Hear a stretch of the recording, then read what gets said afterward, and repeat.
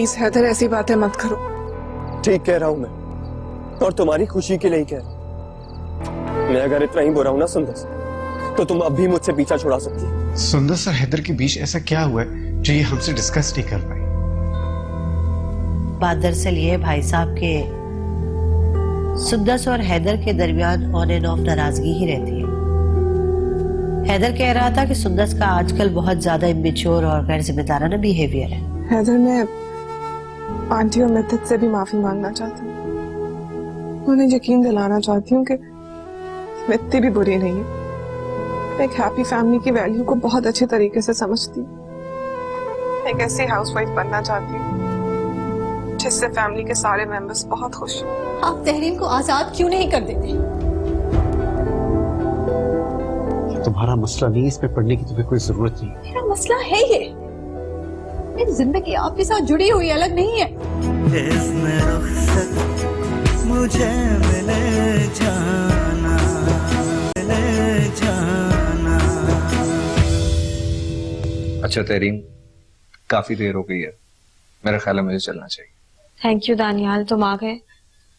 तुमसे बात करके मेरे दिल का बोझ कुछ हल्का हो गया।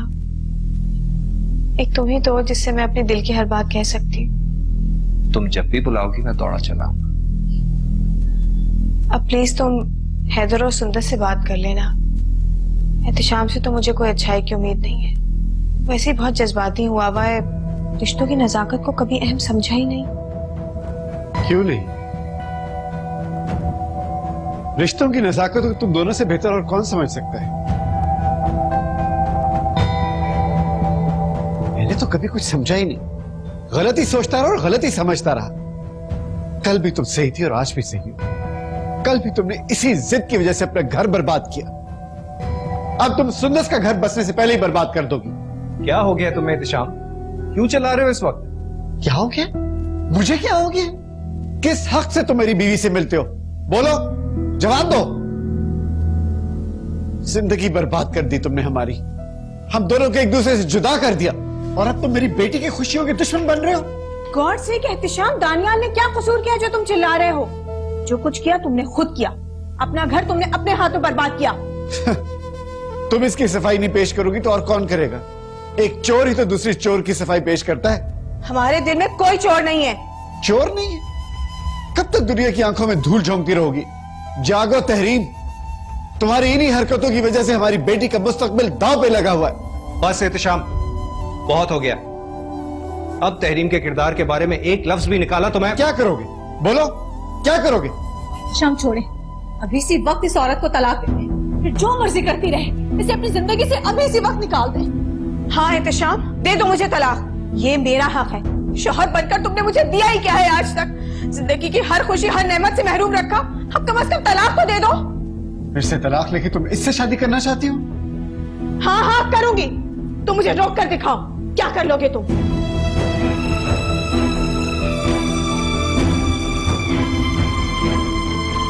नहीं रोकूंगा तुम्हें। शौक से करो इससे शादी तुम तहरीम। मेरी बेटी को इज्जत से रुखसत हो जाने दो, फिर मैं तुम्हें हमेशा के लिए अपनी जिंदगी से अलग कर दूंगा।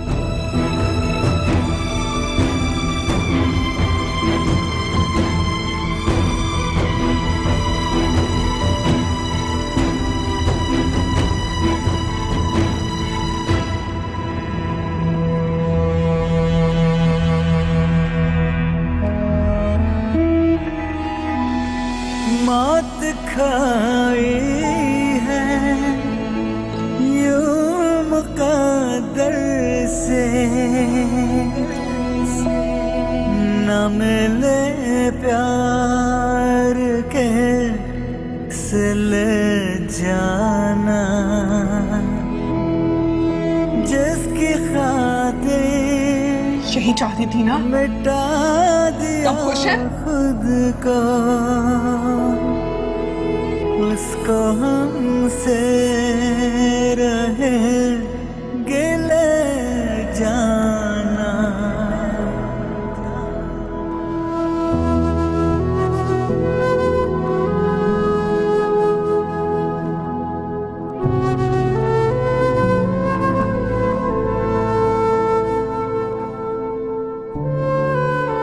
आई एम सॉरी दानियाल, मेरी वजह से तुम्हें बहुत तकलीफ उठानी पड़ी। I am sorry.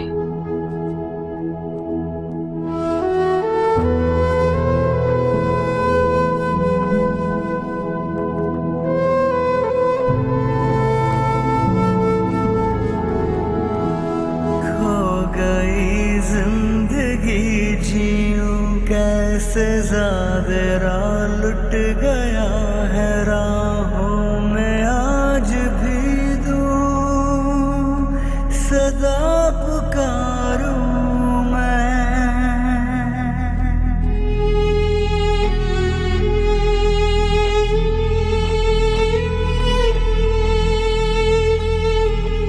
हाँ एहतिशाम, दे दो मुझे तलाक। ये मेरा हक है। शौहर बनकर तुमने मुझे दिया ही क्या है आज तक? जिंदगी की हर खुशी, हर नेमत से महरूम रखा। अब कम से कम तलाक तो दे दो। यही चाहती थी ना? खुश है?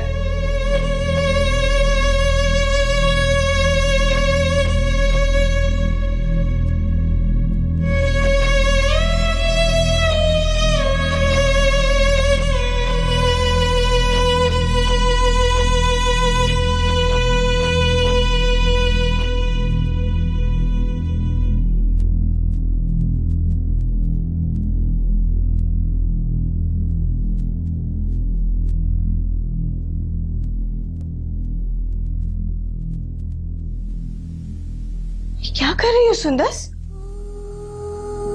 प्लीज मामा मुझे माफ कर। मेरी वजह से आपको बहुत दुख सहने पड़े हैं, बहुत तकलीफें उठाना पड़ी। क्या करूं मामा, सिर्फ आपकी खुशी बनना चाहती। पता नहीं क्यों आपके दुख की वजह बन गई। ऐसी बात नहीं है सुंदस, तुम मेरी जिंदगी की सबसे बड़ी खुशी हो। अभी तक मैं सिर्फ तुम्हारी खातिर ही तो जी रही हूँ। अच्छा, हैदर की मामा और बहन ने आपको मेरी वजह से बहुत शर्मिंदा किया और रही सही कसर बाबा ने पूरी कर दी। मुझे उनसे ये उम्मीद बिल्कुल नहीं थी। बाबा को ये बात समझनी चाहिए कि अगर आप दानियाल अंकल से शादी करने में इंटरेस्टेड होती तो बहुत पहले कर चुकी होती।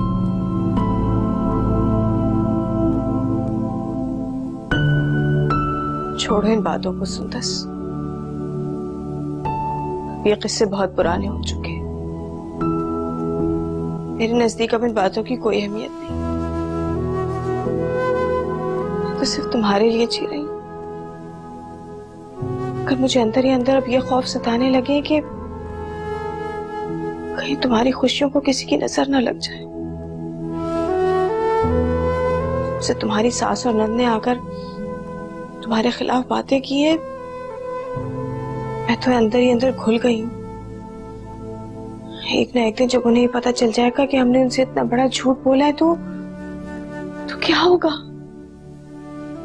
यही सोच सोचकर मैं अंदर ही अंदर घुल रही हूं।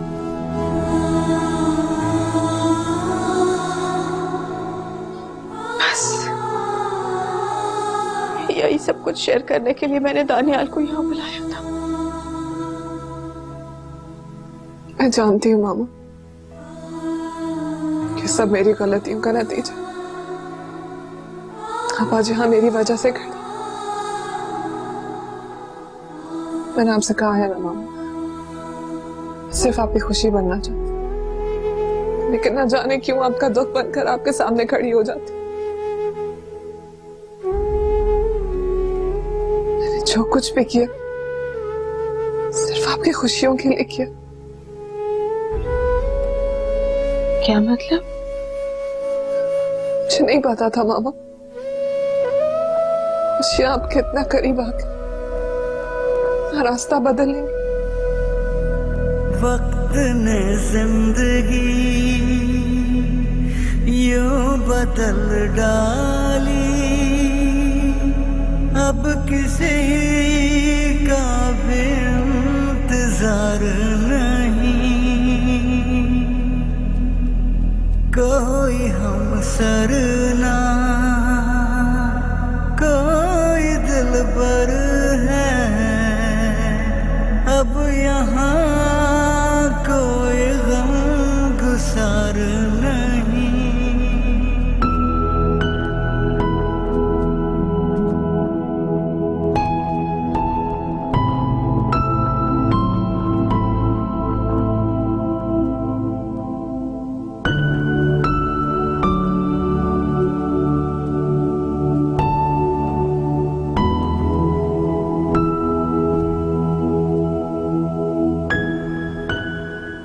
पुराने जख्मों के खुरन नोच नोच कर उतारे जाएं तो तकलीफ होती है। क्यों खुद को तकलीफ दे रहे हैं तिशा? रात बहुत हो गई, सो जाओ। मैं आपके दुख दर्द की साथी हूं। आप इस तरह जख्मों को नोच नोच कर खुद को लहू लहान कर दें और मैं सो जाऊं, ये मुमकिन नहीं है। मैं नाइला हूं, तहरीम नहीं हूं मैं। तुम्हें कहा ना, सो जाओ।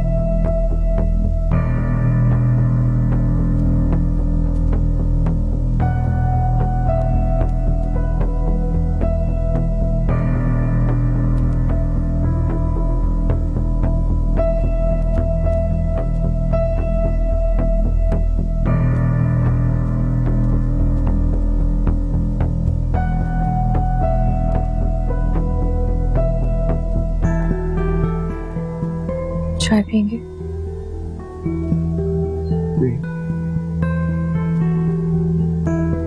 मैं काफी दिन हो गई आए हुए। शायद हमारी खैर मौजूदगी को मिस कर रहा हूँ।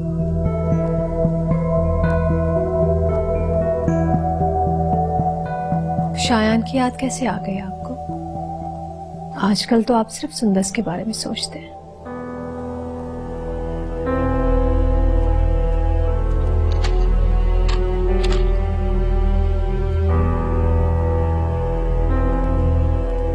मेरे ख्याल में घर चले जाना चाहिए। आपको छोड़कर क्यों जाओ? इसलिए कि मेरे और तहरीम के ताल्लुकात की नौयत को तुम खूब जान चुकी हो, उससे फायदा भी उठा चुकी हो।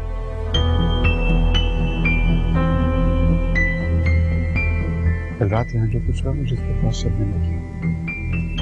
हम ना यहाँ सिर्फ रह रहे हैं बल्कि यहाँ रहने वालों के लिए तकलीफ का सबब भी बन रहे हैं। कल रात जो कुछ भी हो उसके लिए आपको नहीं, तहरीम को शर्मिंदा होना चाहिए। ये तहरीम का घर है, मेरा तुम्हारा घर नहीं है। कल जो कुछ मैंने दानियाल और तहरीम के साथ किया, यही कुछ अगर तहरीम मेरे साथ करती मैं कब का उसको अपने घर से जाने के लिए कह देता। मुझे ये भी एहसास दिलाया कि जो कुछ वो कर रही है वो बेटी की खुशियों के लिए कर रही है। दानियाल से अगर शादी करनी होती तो कब की कर चुकी हो। मेरे नाम के साथ रह के उसकी अपनी जिंदगी तबाह कर दी। मैंने बेरहमी से उसको सजा सुनाई, बस चुपचाप झेल कर, और आज भी इतने बरस बाद में उसको बाइज्जत बरी नहीं कर सकती। ये है फर्क एक औरत और मर्द की सोच। कल जिस तरह तुमने मुझे प्रोवोक किया है, मैं नहीं समझता कि तुम्हारा यहाँ रहना बनता है। तो सामान पैक करो, घर जाने की तैयारी।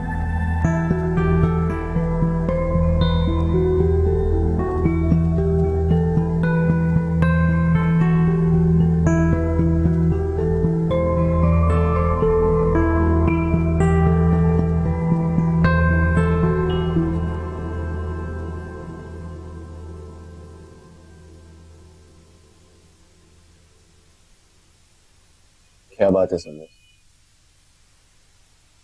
तो मुझे खोई खोई सी परेशान सी लग रही। क्या तुमने अब तक मामा और मदद की बातों को खुद पर सवार किया?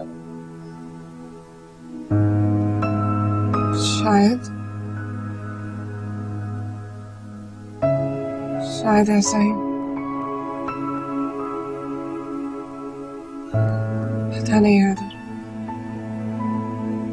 से मुझे ऐसा लग रहा है जैसे जैसे मेरा सांस मेरे अंदर ही रुक जाता, बाहर नहीं आ पाता। बहुत घुटन सी महसूस होती है, ऐसा लगता है जैसे कोई मेरा गला दबा रहा हो। ऐसा लगता है जैसे मैं किसी कैद में हूं और मुझे आजादी चाहिए। ऐसी बातें करी उसने, ये सारी बातें तो डिप्रेशन की अलामत। तुम डिप्रेस क्यों हो रही हो? 15 दिन बाद हमारी शादी, सारी तैयारियां मुकम्मल हो चुकी हैं। हमारी पसंद की शादी है ये, एक दूसरे को चाहते हैं। ये दिन तो बहुत खूबसूरत, बेहद रोमांटिक और खुशियों से भरे दिन होते हैं। तुम इतनी छोटी सी बात को खुद पर सवार कर लोगी, मुझे नहीं पता। छोटी? कोई छोटी बात हो रही है? कौन सी बात? कुछ नहीं। अजीब पागल लड़की हो तुम। चलो मैं तुम्हें अभी घर लेके चलता। तुम मामा और मिद्दत से मिलोगी ना, तो देखना वो कितनी अपनाइयत और मोहब्बत से मिलेंगी तुमसे। तुम सारी चीजें भूल जाओ, रिलैक्स फील करोगी तो। चले? अरे तुमसे बात कर रहा हूं मैं, चलो।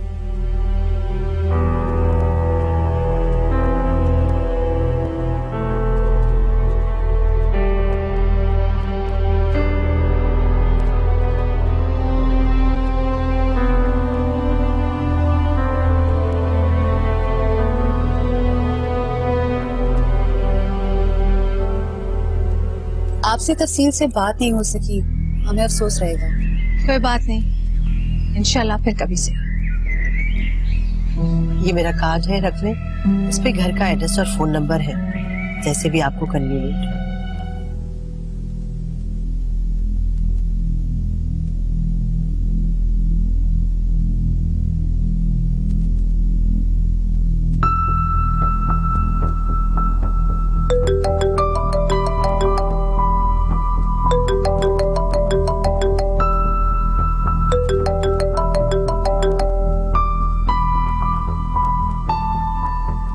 हेलो जी, अस्सलाम वालेकुम। मैं नाइला बात कर रही हूँ, मुझे पहचान गई होंगी आप? वालेकुम अस्सलाम। जी जी बिल्कुल, कैसी हैं आप?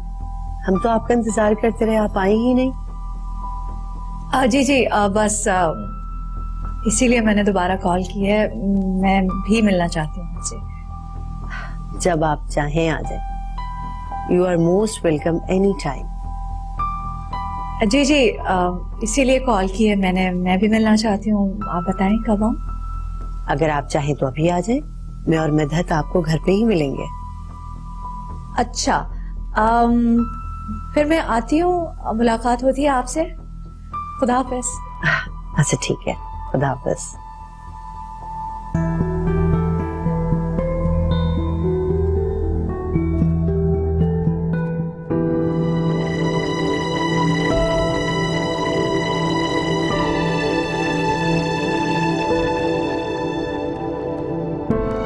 क्या बात है? Any problem? नहीं। तुमने सायरा आंटी और मिद्दत को इन्फॉर्म तो किया है ना कि तुम मुझे उनसे मिलवाने के लिए लेकर जा रहे हो? नहीं भाई, जाकर उनको सरप्राइज देंगे। तुम देखना, मामा और मिद्दत तुम्हें मेरे साथ देखकर कितना खुश होंगे। दोनों मुझसे बहुत प्यार करते हैं, तुमसे भी उतना ही करेंगे।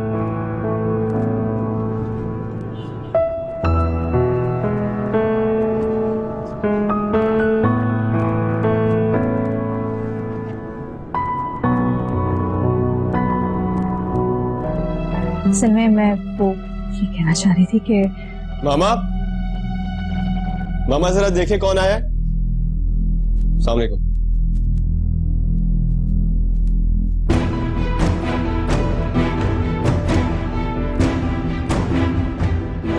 जिसने रुखसत मुझे मिले जाना।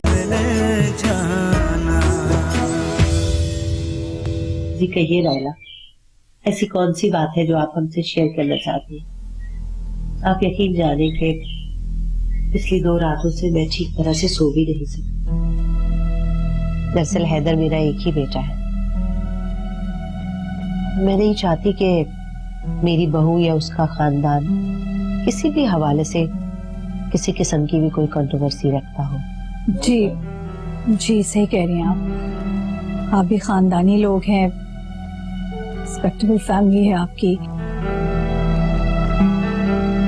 आप लोग के साथ कुछ गलत होना भी नहीं चाहिए। असल में मैं वो ये कहना चाह रही थी कि मामा, मामा जरा देखे कौन आया है। अस्सलाम वालेकुम।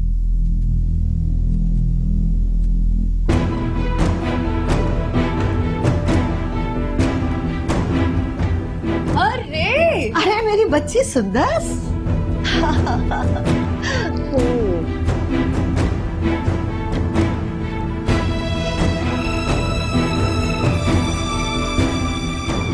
तुमने पहले क्यों नहीं बताया कि सुंदर आ रही है? पहले बता देता तो सरप्राइज कैसे होता? सुंदर सुंदर क्या हुआ तुम्हें? सुंदर सुंदर सुंदर क्या हुआ तुम्हें? सुंदर सुंदर? इधर सुंदर सुंदर सुंदर सुंदर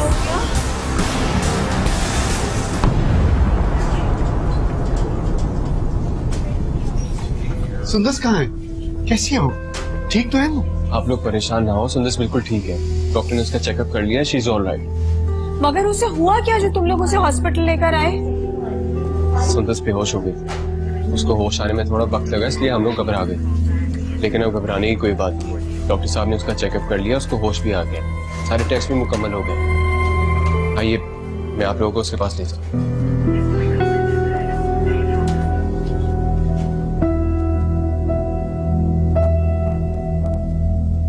डॉक्टर तो कह रहे हैं कि आप इसे ले जाएं, फिक्र की कोई बात नहीं है, मगर मैंने कहा कि नहीं, अब इसको हॉस्पिटल में ही मॉनिटर किया जाए तो बेहतर है। जब हम खुद मुतमईन हो जाएंगे तो ले जाएंगे। देखिए ना, बच्ची कैसी पीली जर्द हो गई है। लेकिन इसे हुआ क्या था? नथिंग, कुछ भी नहीं हुआ था। ये तो हैदर के साथ घूमने के लिए गई थी, वापसी पे मुझसे और बिधत से मिलना चाह रही थी, हैदर ले आया घर पे, बस। जी हाँ, और वहाँ आपकी फ्रेंड नायला आंटी भी आएंगी।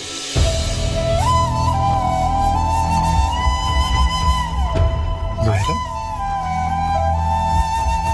आपके घर क्यों? जी, मामा और मिद्दत से मिलने आई थी। मैं जैसे ही सुंदर को घर लेके पहुंचा तो ये गिरकर बेहोश हो गई।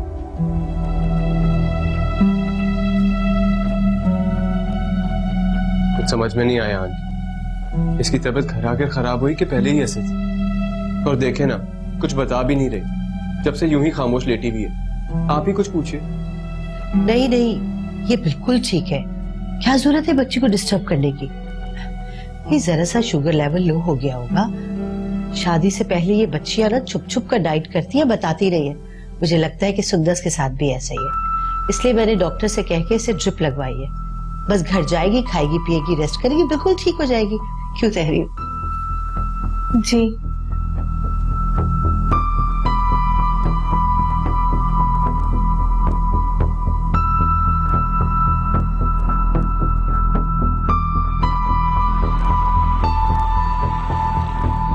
जी बाबा, वो वहां उन लोगों को कुछ बताने ही गई थी। हैदर ने मुझसे पहले भी कहा था, लेकिन आला आंटी, मेधत और सारा आंटी से हमारी फैमिली के रिलेटेड कोई इंफॉर्मेशन शेयर करना चाहती। जब मैंने उन्हें वहां देखा तो मैं समझ गई कि वो वहां कुछ बताने आई है। मैं उन्हें वहां देखकर बहुत खौफजदा हो गई थी, इतना ज्यादा कि मेरे पैरों के नीचे से जमीन निकल गई। मुझे एहसास हुआ कि कुछ लम्हों के अंदर अंदर मैं अपनी इज्जत, अपना मकाम इन सब लोगों की नजरों में खो दूंगी। मैंने अपनी रगों में तकलीफ दे जहर जैसा खौफ उतरते हुए महसूस किया। फिर उसके बाद क्या हुआ मैं नहीं जानती। सुंदर,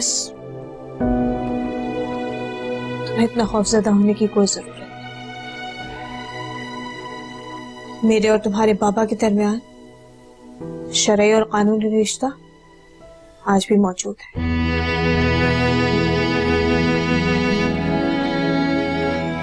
और इस रिश्ते के बारे में किसी को कोई शक नहीं होना चाहिए। मैं और तुम्हारे बाबा साथ रहते हैं या नहीं रहते, अगर नहीं रहते तो क्यों नहीं रहते, ये हमारा जाती मामला है।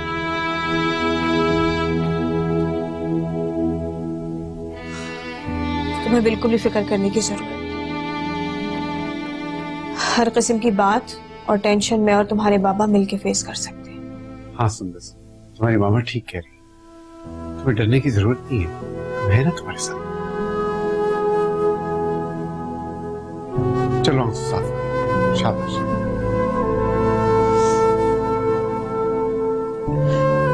मामा, पापा, हैदर क्या सोचेगा मेरे बारे में? मैं अब तक उससे सिर्फ झूठ बोलती आई हूँ। देखो बेटे, अगर वो तुमसे सच्ची मोहब्बत करता है ना, तो तुम्हें माफ करने में देर नहीं लगाएगा। और मैं नहीं समझता कि नायला ने उन लोगों को कुछ बताया होगा। अगर ऐसी बात होती तो हमें उनकी बातों से पता चल जाता। चले भाई, डॉक्टर साहब ने तुम्हें घर जाने की पूरी परमिशन दे दी है। अभी मामूली सी बीमारी को छोड़ो और घर चलो। क्यों अंकल आंटी? हाँ चलो चले। चलो।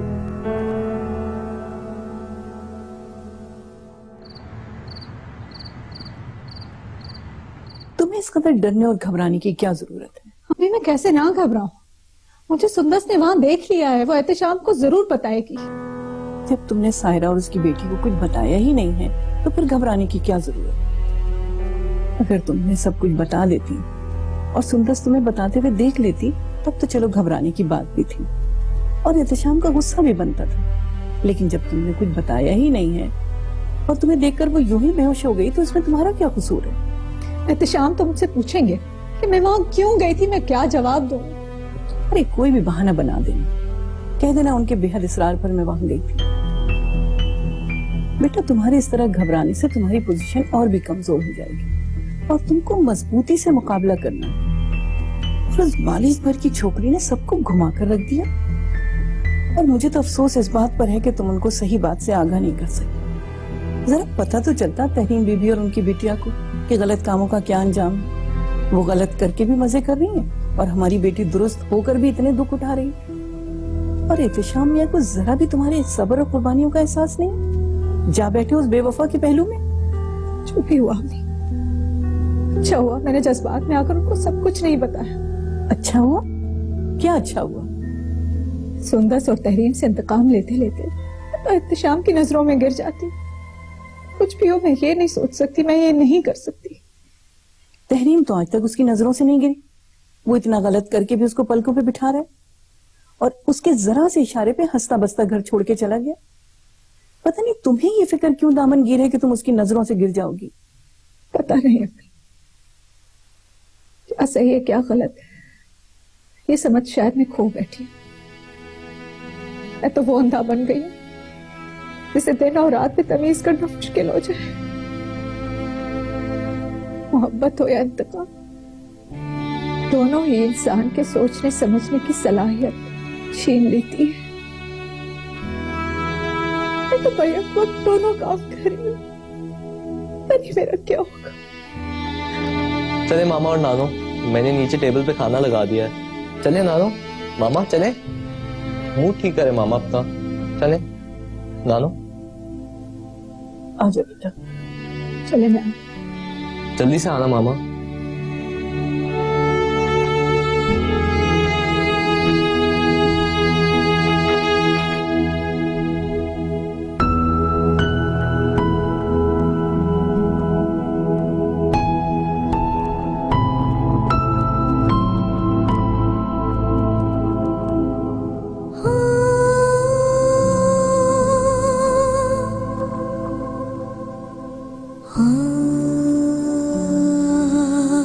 क्या बात है मैडम, अगर रिंग पसंद नहीं आई तो तब्दील करवा ले। सुंदस हम घर आ चुके हैं, ये हॉस्पिटल नहीं है। और पता है डॉक्टर साहब ने कहा था कि तुम बिल्कुल ठीक हो, तो खुद को क्यों बीमार तस्वर कर रही हो? बीमार ही तो हूं हैदर, और अगर नहीं हूं तो हो जाऊंगी।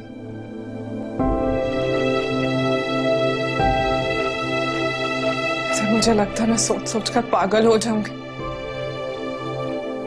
सुंदस,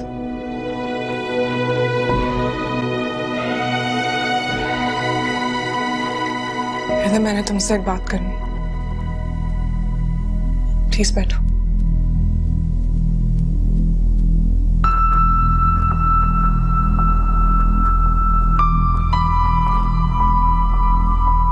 बोलो। How could you do this? ऐसा कर भी कैसे सकती हो? ये जानते हुए कि मेरे दिल में मेरी बेटी के लिए क्या जज्बात है। हम जो कुछ कर रहे हैं उसकी खुशियों के लिए कर रहे हैं, और तुम चली गई इतना बड़ा कदम उठाने के लिए। मैं सोचता भी हूं तो मेरा दिमाग काम नहीं करता। एहतेशाम, तुम इस पर गुस्सा क्यों कर रहे हो? किया क्या है इसने? क्या नुकसान पहुंचाया उसने तुमको या तुम्हारी औलाद को? कितने सब्र और हौसले के साथ चल रही है तुम्हारे साथ ये। बजाय इसके कि तुम इसकी तारीफ और तौसीफ करो, उल्टा तुम उसके ऊपर इल्जाम लगा रहे हो।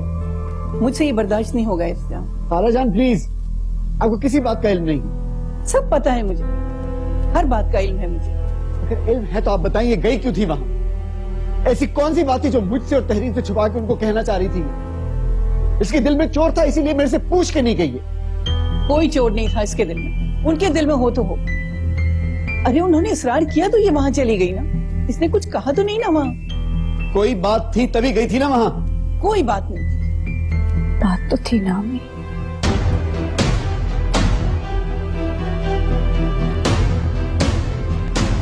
ये तुम क्या कह रही हो सुंदस?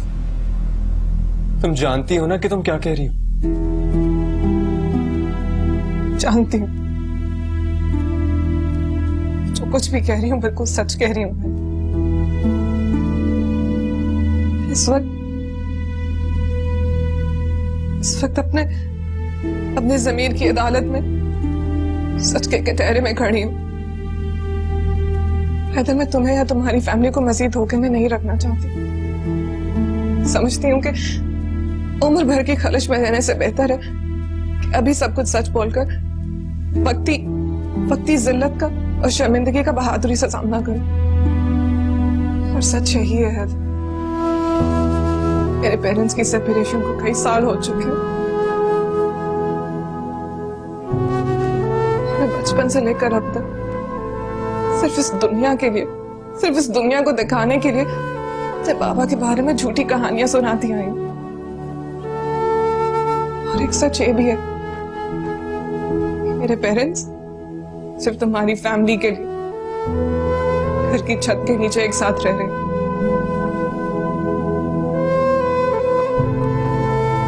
वरना वो तो एक दूसरे की शक्ल देखना भी पसंद नहीं करते।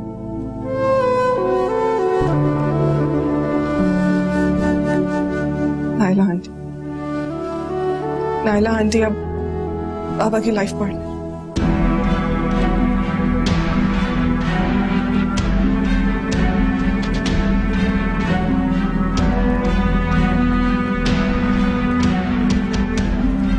सुंदस,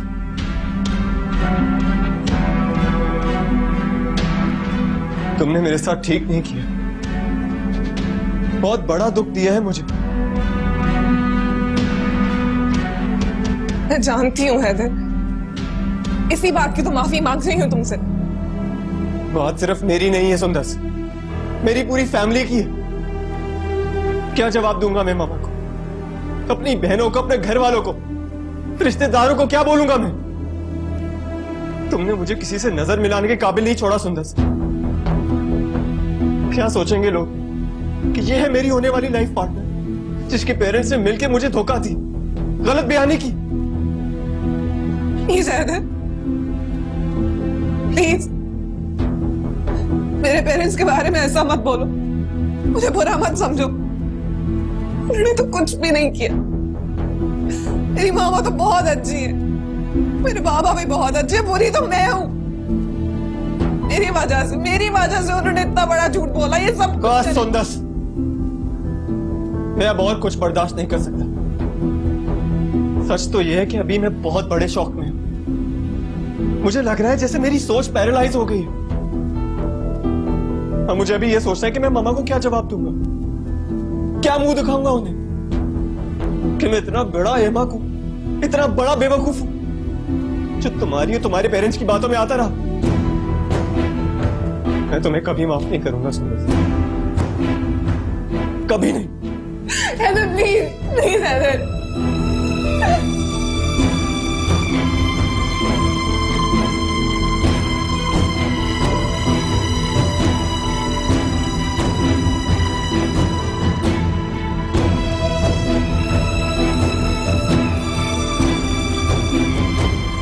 हैदर, कहाँ जा रहे हो बेटा? मैं खाना लगा रही हूँ, सुद्दस को भी बुला लेती हूँ, फिर मिलकर खाना खा। नहीं आंटी, मैं अब घर जाऊंगा, आप लोग खाना खा लें। खुदा हाफिज। खुदा हाफिज।